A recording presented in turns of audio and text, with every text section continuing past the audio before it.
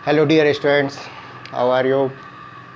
मैं डॉक्टर देवेंद्र, आपके प्यारे चैनल क्लासिक केमिस्ट्री ऐप से। जैसा कि हमने लास्ट वीडियो में सेकंड चैप्टर स्टार्ट किया था, इसका हमने बेसिक इंट्रोडक्शन देखा और डिफरेंट टाइप्स के हमने सॉल्यूशंस देखे। साथ ही मैंने आपको बताया था कि utility of the solution depends upon its composition, और कंपोजिशन का मतलब क्या हो गया कि उस सॉल्यूशन की कंसंट्रेशन क्या है। साथ ही हमने देखा था कि भाई कोई भी सॉल्यूशन बनता है उसमें दो मेन चीज़ होती हैं, एक तो सॉल्यूट होता है और एक सॉल्वेंट होता है। सॉल्यूट हमेशा क्या होगा, लेस अमाउंट में होगा, और सॉल्वेंट ज़्यादा अमाउंट में होता है। ये हमने पढ़ लिया था, ठीक है। तो ये हमने एक लास्ट पॉइंट आपके पढ़ा था कि utility of solution depends upon the composition, और कंपोजिशन से मतलब क्या हो गया, हमें उसकी कंसंट्रेशन पता होना चाहिए, ठीक है। तो आज हम मतलब बात करेंगे कंसंट्रेशन ऑफ सॉल्यूशन की बात करेंगे, ठीक है। तो आज का टॉपिक हमारा रहेगा कंसंट्रेशन ऑफ सॉल्यूशन, ठीक है। तो उसी पॉइंट से मैं स्टार्ट करूंगा जो हमने लास्ट आपको बताया था कि कोई भी हमारे पास सॉल्यूशन है तो utility of solution depends upon the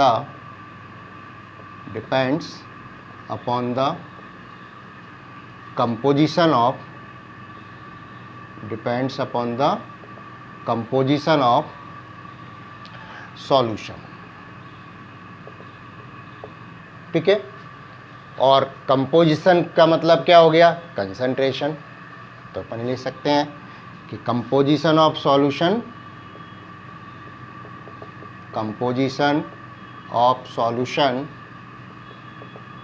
क्या होगा, डायरेक्टली रिलेटेड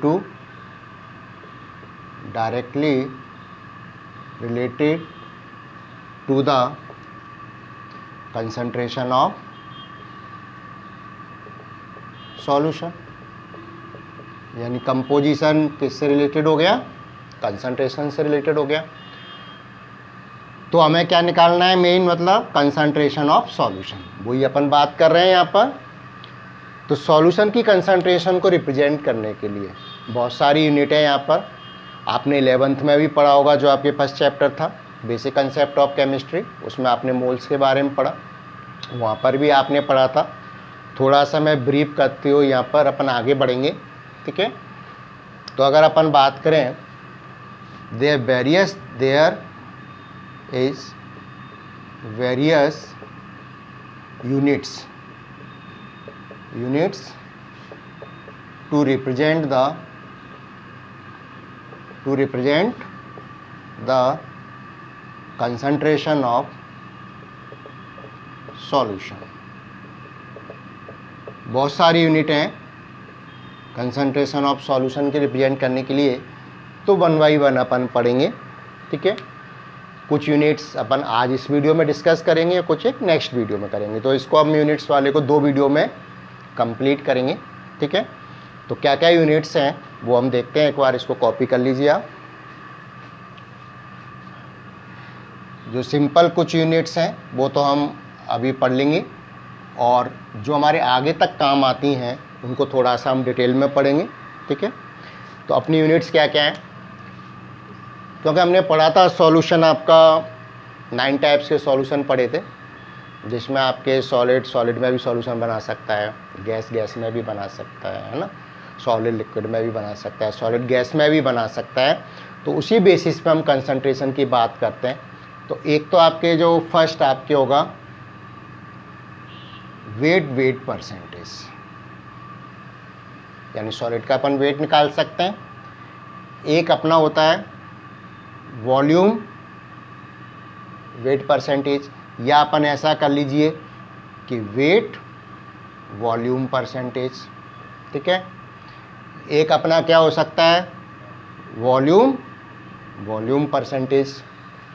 तीनों तरह से हो गए, यानी इस वेट का वेट यानी सॉलिड हो गया। दूसरा अपन लेंगे, यहाँ पर लिक्विड को भी वेट में कन्वर्ट कर सकते हैं। अपन जानते हैं ना formula mass is equal to क्या होता है, वॉल्यूम इनटू डेंसिटी, ठीक है, ये अपन समझते हैं। मास इज इक्वल टू क्या होता है, वॉल्यूम इनटू डेंसिटी। तो अपन इसको भी चेंज कर सकते हैं, यानी आप वॉल्यूम दे रखा है, डेंसिटी से आप मल्टीप्लाई करें तो मास में चेंज हो जाएगा, या मास है अपने पास तो वॉल्यूम भी निकाल सकते हैं। तो अपने पास ये फॉर्मूला होता है जिससे अपन एक दूसरे में कन्वर्ट कर सकते हैं। तो एक तो ये सिंपल परसेंटेज बेसिस हो गई यूनिट्स कुछ। इसके बाद अपन देखेंगे अदर यूनिट्स जो आपके हैं वो क्या हैं। एक तो मोलैरिटी, एक आपके होता है मोलैलिटी, ठीक है, एक आपका होगा मोल फ्रैक्शन। ये सभी कंसंट्रेशन रिप्रेजेंट करने की यूनिट है सॉल्यूशन का, मोल फ्रैक्शन। और एक हम जो लास्ट में अपन समझेंगे इटरेशन, नॉर्मेलिटी। वैसे तो ज़्यादातर सॉल्यूशंस की आजकल अपन जो निकालते हैं वो मोलैरिटी ही निकालते हैं, पर अपने को इसको भी समझना है। जैसे मोलैरिटी को तो हम किससे रिप्रेजेंट करते हैं, कैपिटल एम से। मोलैलिटी को अपन लिखेंगे किससे, स्मॉल एम से।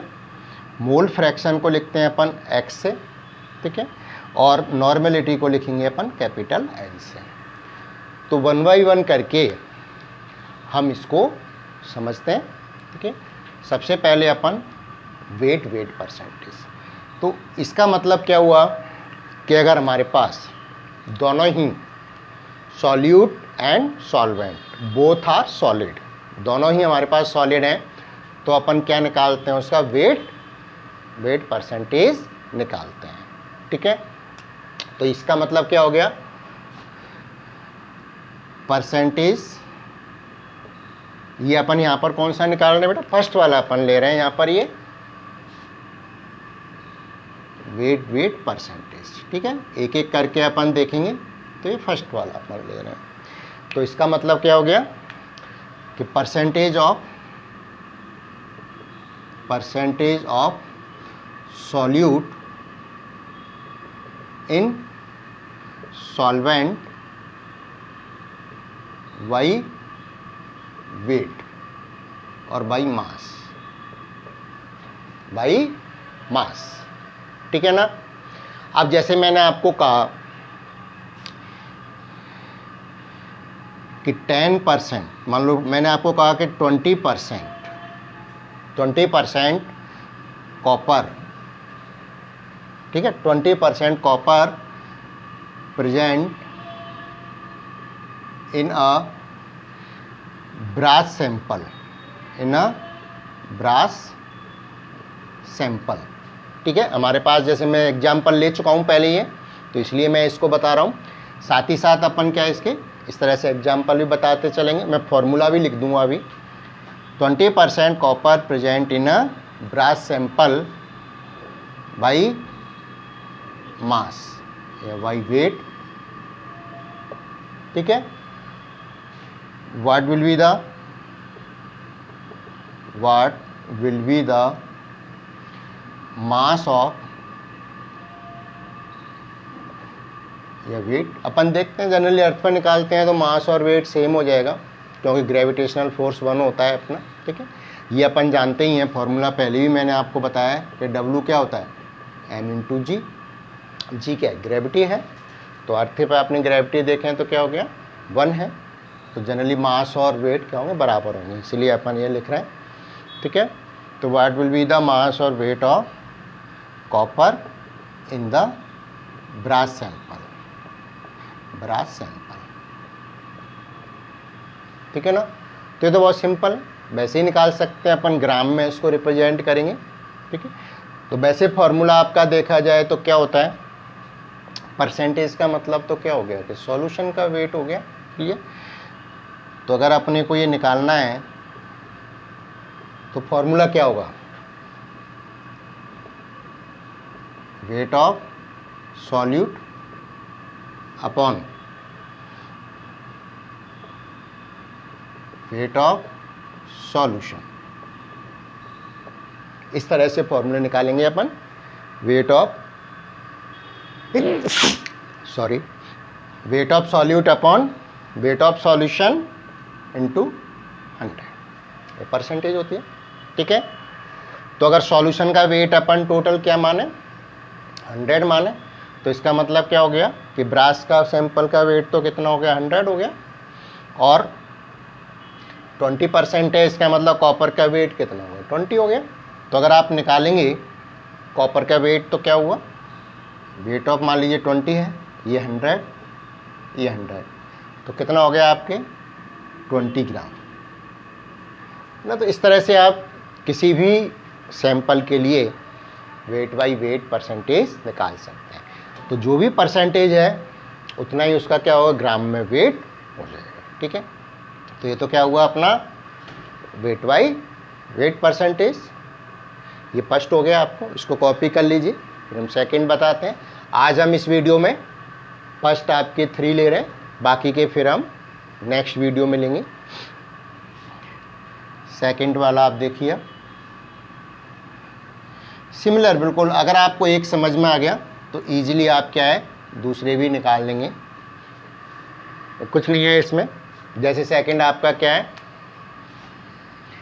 मान लीजिए वेट वॉल्यूम परसेंटेज है। ठीक है, जैसे मान लीजिए मैंने कहा कि मैंने 5 ग्राम शुगर या सॉल्ट 100 ml सॉल्यूशन में डिजॉल्व किया विद वाटर। सॉल्वेंट क्या आपके वाटर है, तो उसमें शुगर या सॉल्ट का वेट क्या होगा, तो वो इसी तरह से हो जाएगा। यानी मान लीजिए आपका ये हो गया आपके मास और weight of solute present in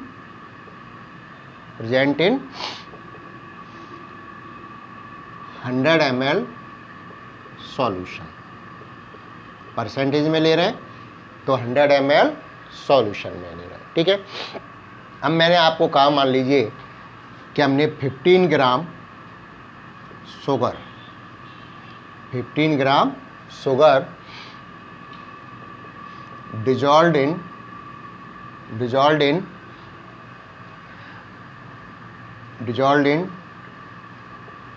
200 ml solution 200 ml solution, या इस तरह से इसको लिख सकते हैं, ऐसे कर लीजिए, इसको थोड़ा लैंग्वेज चेंज कर देते हैं कि 15 gram sugar dissolve in water. ठीक है, वाटर में हमने डिजॉल्व की। If the volume of solution is 200 ml, solution का वॉल्यूम कितना है 200 ml है, then what is the percentage of sugar in this solution, यानी इस सॉल्यूशन में शुगर की परसेंटेज क्या होगी। मान लीजिए आपकी ये क्वेश्चन है इसी पर। ठीक है, तो फॉर्मूला तो वही होगा, क्या होगा अगर आपको ये निकालना है, क्या हो गया, वेट ऑफ, मैं शॉर्ट में लिख दिया, वेट ऑफ शुगर अपॉन, अब यहाँ पर अपन क्या लेंगे, वॉल्यूम लेंगे। वहाँ अपन ने वेट लिया था सॉल्यूशन का, वॉल्यूम ऑफ सॉल्यूशन इनटू 100। अगर आप देखो तो वेट ऑफ शुगर कितना है 15 ग्राम, वॉल्यूम ऑफ सॉल्यूशन कितना लिया अपन ने इसमें 200 ml और इनटू 100। ठीक है, तो अगर आप परसेंटेज निकालेंगे तो कितनी हुई है 7.5%। तो परसेंटेज में अपन ने निकल गया। यानी अगर परसेंटेज अपने को दे रखी है तो अपन वेट ऑफ सॉल्यूट निकाल सकते हैं, और अपने को वेट दे रखा है तो अपन परसेंटेज निकाल सकते हैं। तो ये सेकंड वाला आपका हो गया। दूसरा अपन बात कर लेते हैं वॉल्यूम परसेंटेज की, नेक्स्ट वाला।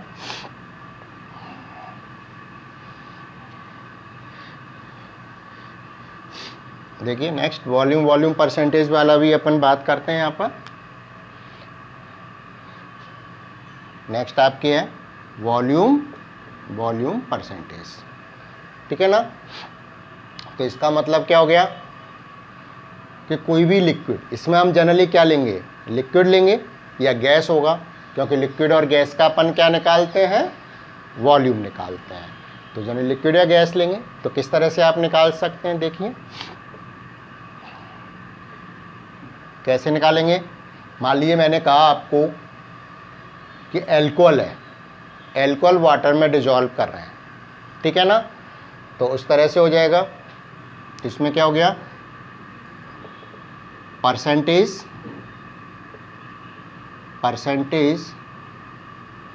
Of a liquid in liquid solution,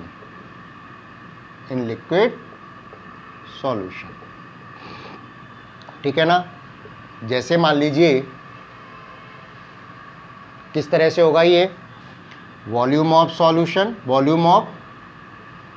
solute. फॉर्मूले सिंपल है, इसमें कुछ नहीं है आपकी, जो आप यहाँ निकाल रहे हैं उसी हिसाब से रखेंगे, बाकी का तो परसेंटेज है, और परसेंटेज आपको मालूम है 100 पर निकालते हैं। तो volume of solute upon volume of solution into 100, ये फॉर्मूला हो गया, ठीक है। अब मान लीजिए मैं आपको एक क्वेश्चन लिखता हूँ, तो उससे अपन इसको कंपेयर कर लेंगे। मान लीजिए अपन ने क्वेश्चन दिया, मान लीजिए हमने 10 ml एल्कोहल, 10 ml एल्कोहल, ठीक है। इसको अपन सिंपल एल्कोहल भी कह सकते हैं। एल्कोहल dissolved in water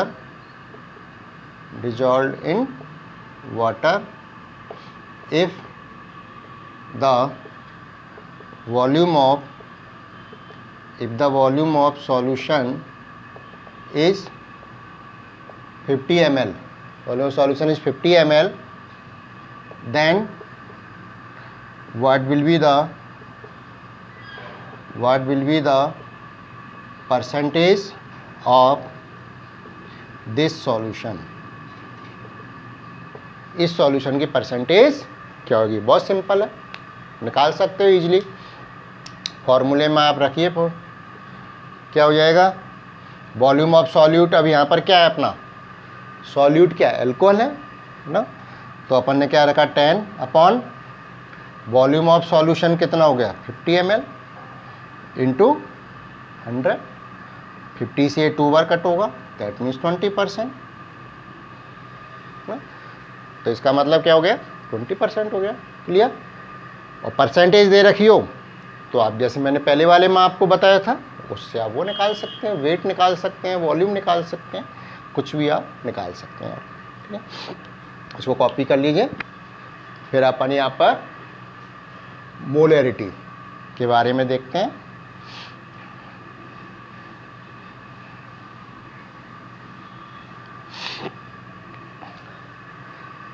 हम ऐसा करते हैं इसको, जो क्योंकि ये सभी क्या है आपके मोलैरिटी, मोल फ्रैक्शन, नॉर्मेलिटी, ये सब क्या है, एक दूसरे से रिलेटेड हैं। तो इसको हम नेक्स्ट वीडियो में कर लेते हैं। आज हमने केवल आपको 3 आपको बताए, बाकी के 4 जो रह गए वो हमको नेक्स्ट वीडियो में डिस्कस करेंगे। ठीक है, okay, thank you very much.